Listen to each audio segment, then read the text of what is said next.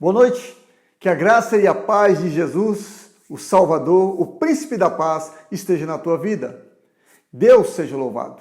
Nós estamos aqui mais uma vez para trazer um alimento para a tua alma. Vamos fazer 4 lições bíblicas a respeito do livro de João, 4 quartas-feiras.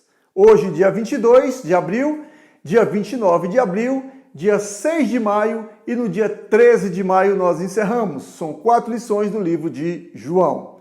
Vamos orar antes de iniciarmos? Deus e Pai de nosso Senhor e Salvador Jesus Cristo, nós estamos felizes porque o Senhor é nosso Deus, porque o Senhor é o Deus bondoso, misericordioso, é o Deus que atende os nossos pedidos, é o Deus que tudo pode, é o nosso Senhor. Pai amado, e em nome de Jesus, nós pedimos a Ti que venha abrir a mente, o entendimento de cada um para a Tua palavra, que toda cegueira espiritual caia por terra nesta noite, para a glória do Teu santo e poderoso nome. Amém. Vamos iniciar então esse estudo bíblico com... vamos fazer 9 perguntas hoje a respeito do livro de João. A primeira delas é, em João capítulo 8, versículo 12, como Jesus se chama a si mesmo? Vamos ao texto bíblico. Falou-lhe, pois, Jesus outra vez, dizendo, eu sou a luz do mundo. Quem me segue não andará em trevas, mas terá a luz da vida. Por ser a luz do mundo, Jesus ele expõe as trevas, ele expõe aquilo que está em oculto. E o que acontece aqueles que seguem a Jesus? Ele dá a resposta no próprio versículo. Quem me segue não andará em trevas. Você tem andado em trevas na sua vida?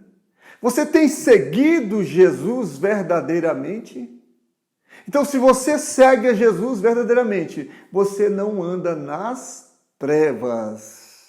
Vamos à segunda pergunta? Quem não gosta de luz? João capítulo 3, versículo 20. Porque todo aquele que faz o mal aborrece a luz e não vem para a luz, para que as suas obras não sejam questionadas. Então, quem não gosta de luz? Quem aborrece a luz. Às vezes, sabe o que acontece? Às vezes nós não queremos conhecer a vontade de Deus. Como? Indo na sua palavra. Por quê? Porque tem certas áreas da nossa vida que se encontram em trevas, que se encontram na escuridão. E muitas vezes nós não queremos conhecer a vontade de Deus para não sair dessas trevas, não sair desse pecado. Você sabia que o pecado é gostoso? Que o pecado é bom?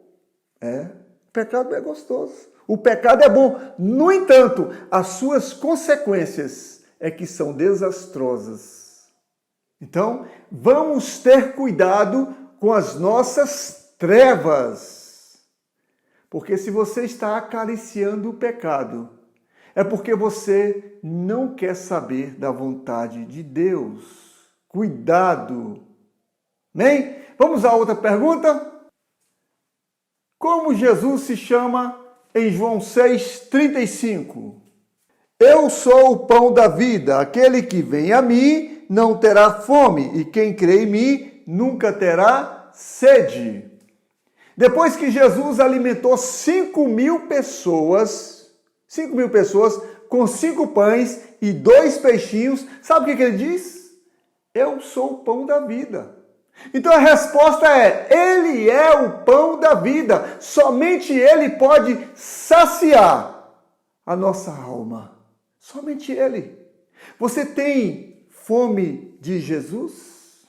Você tem tido fome de Jesus? Você tem se alimentado desse pão? Infelizmente, muitos têm se alimentado do pão do mundo. Muitos têm se alimentado do pão que o diabo amassou. Mas não têm se alimentado do pão da vida. Muitos têm se alimentado do pão da morte. Mas vai aqui um conselho: se alimente do pão da vida, sacia a tua alma com o pão da vida. Amém? Vamos à quarta pergunta, então. Se alguém é escravo do pecado, quem pode libertá-lo? Você é escravo do pecado? Você sabia que pode acontecer a libertação na tua vida se você é escravo do pecado? Vamos lá em João capítulo 8, versículo 36. Se, pois, o Filho vos libertar, verdadeiramente sereis livres. Quem é esse Filho? Jesus. O que é ser livre? O que é ser livre? Ser livre é conhecer a verdade sobre quem nós somos e sobre quem é Jesus. Quem nós somos? De onde nós viemos? Por que nós temos que ser libertos? Vamos conhecer essa verdade? Pela desobediência de um homem. Que homem é esse? Adão. Entrou o pecado no mundo. Pelo pecado entrou a morte. E a morte passou a todas as pessoas. A mim e a você. Por isso que todos pecaram. Então a verdade sobre nós é que nós nascemos pecadores, acorrentados, algemados ao pecado. E qual é a verdade sobre Jesus que nós devemos conhecer? É que ele foi enviado por Deus para nos libertar do pecado, para destrancar essas algemas que nos cercam, que nos aprisionam. Essa é a verdade sobre Jesus. Então, conheça a verdade e ela vai te libertar. João 8, 32. Então, se pois o Filho, se Jesus nos libertar, verdadeiramente seremos livres. Precisamos. Quem não precisa da libertação de Jesus? Todos nós precisamos. Mas só é liberto aquele que quer. Amém? Vamos então à quinta pergunta. Por que a ira de Deus está sobre quem não crê no seu Filho? João capítulo 3, versículo 36. Aquele que crê no Filho tem a vida eterna, mas aquele que não crê no Filho não verá a vida, mas a ira de Deus sobre ele permanece. A palavra crer pode ser substituída aqui nesse caso, nesse versículo, pela palavra obedecer, porque quem crê, obedece, e quem obedece é porque crê. E sabe por que a ira de Deus está sobre aquele que não crê, aquele que não obedece, o seu Filho Jesus? Sabe por quê? Vamos a uma explicação lá em João, capítulo 3, versículo 19, lá tem a resposta. E a condenação é esta, que a luz veio ao mundo, mas os homens amaram mais as trevas do que a luz, porque as suas obras eram más. Sabe por quê? Que a ira de Deus está sobre aquele que não quer saber de nada de Jesus, porque Jesus foi enviado por Deus ao mundo. Mas os homens não quiseram, rejeitaram Jesus. Eles amaram mais as trevas, mais a desobediência a Deus do que a obediência. Então eles não querem saber de Jesus. Por isso a ira de Deus está sobre aquele que não crê em Jesus, que não obedece o seu Filho. Porque Deus, ele nos deu o que mais de precioso ele tinha, que era o seu Filho.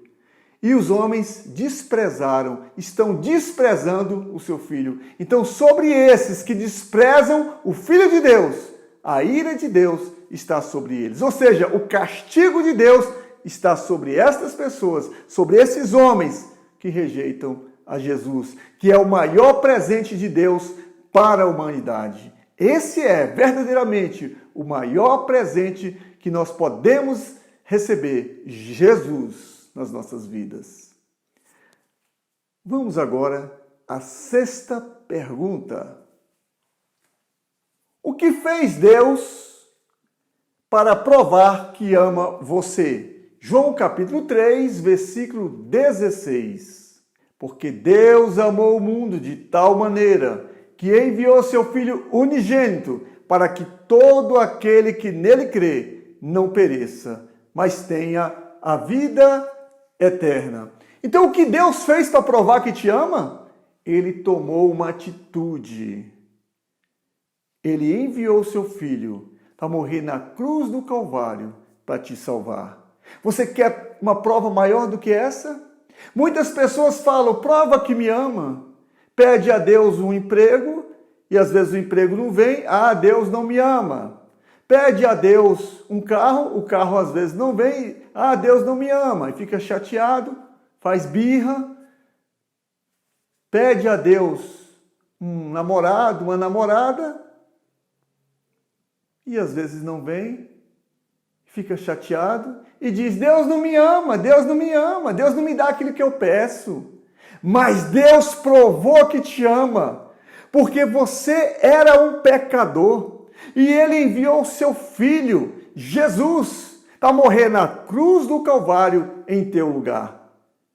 Vamos ler um texto que faz relação com isso que nós estamos falando? Romanos capítulo 5, versículo 8.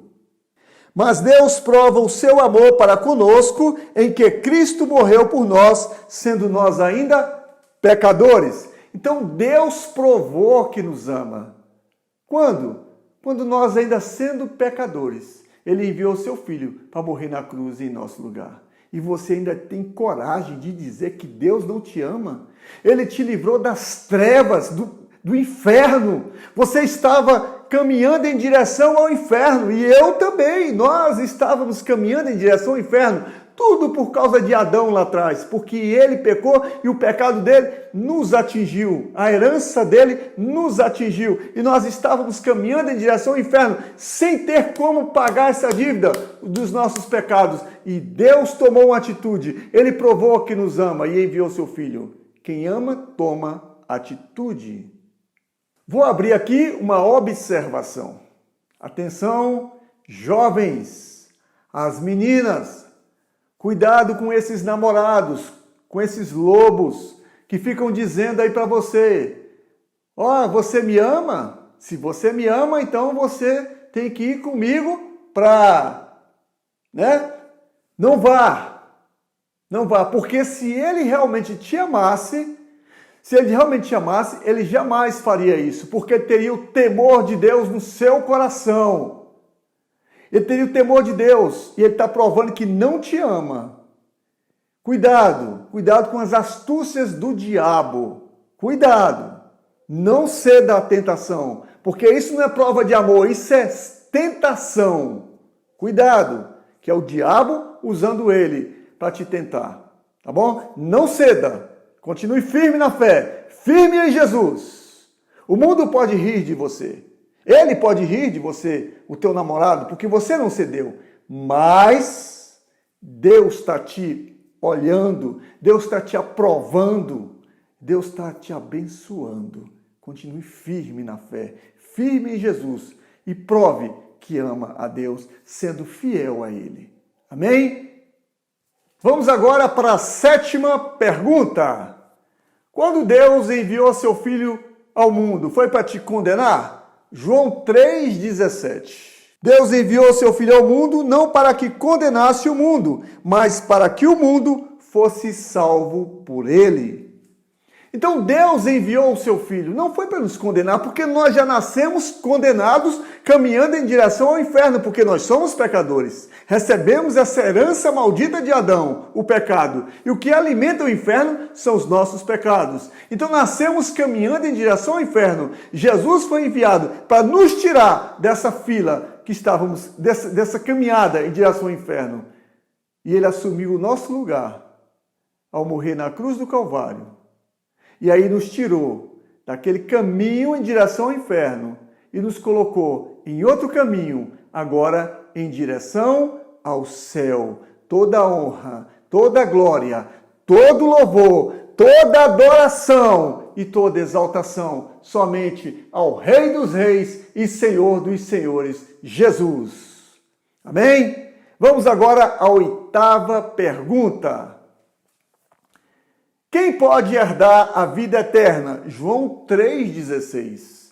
Eu vou até falar, não precisa nem olhar na Bíblia. Porque Deus amou o mundo de tal maneira que enviou seu Filho único, Jesus, para que todo aquele que nele crê não pereça, mas tenha a vida eterna. Então, quem pode herdar a vida eterna? Quem crê em Jesus. Substitua esse crer por obedecer. Quem crê, obedece. Quem obedece é porque crê.